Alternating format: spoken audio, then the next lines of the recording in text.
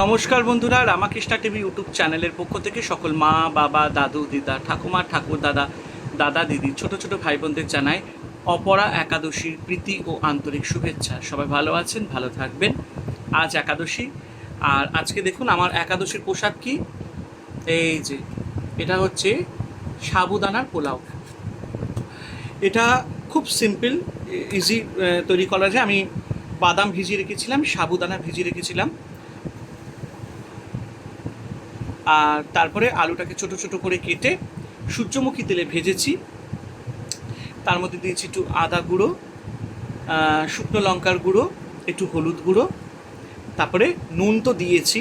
দিয়ে ভালো করে আলুটাকে কড়া কড়া করে ভেজে তারপরে এই যেগুলো ভেজানো বাদাম আর সাবুদানাগুলোকে জল ছেঁকে ধুয়ে তারপরে এই ভাজা আলুর মধ্যে দিয়ে দিয়েছি।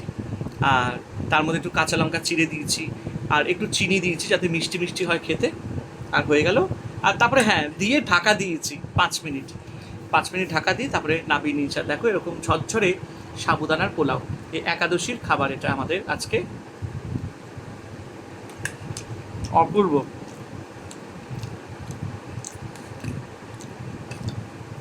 বাড়িতে করে খাবেন, খুব ভালো লাগবে। আর রান্নাটা আমি সূর্যমুখী তেলে করেছি, যেহেতু একাদশীর দিনে আমরা যে কোনো রিফাইন তেল বা সয়াবিন তেল বা সর্ষের তেল আমরা খাই না। নামানোর আগে একটু ঘি দিয়েছি, দারুণ হয়েছে। আমার তো বেশ ভালো লাগছে,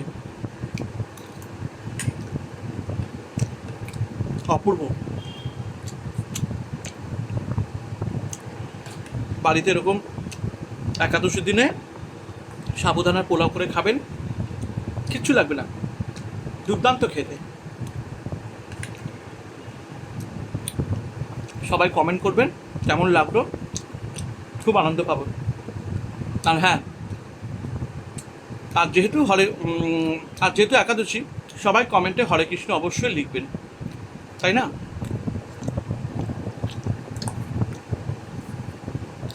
খুব ভালো লাগলো।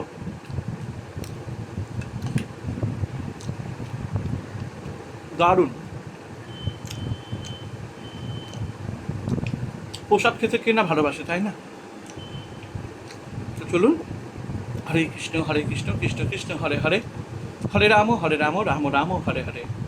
রামাকৃষ্ণ ইউটিউব চ্যানেলকে সাবস্ক্রাইব করবেন, শেয়ার করবেন। হরে কৃষ্ণ।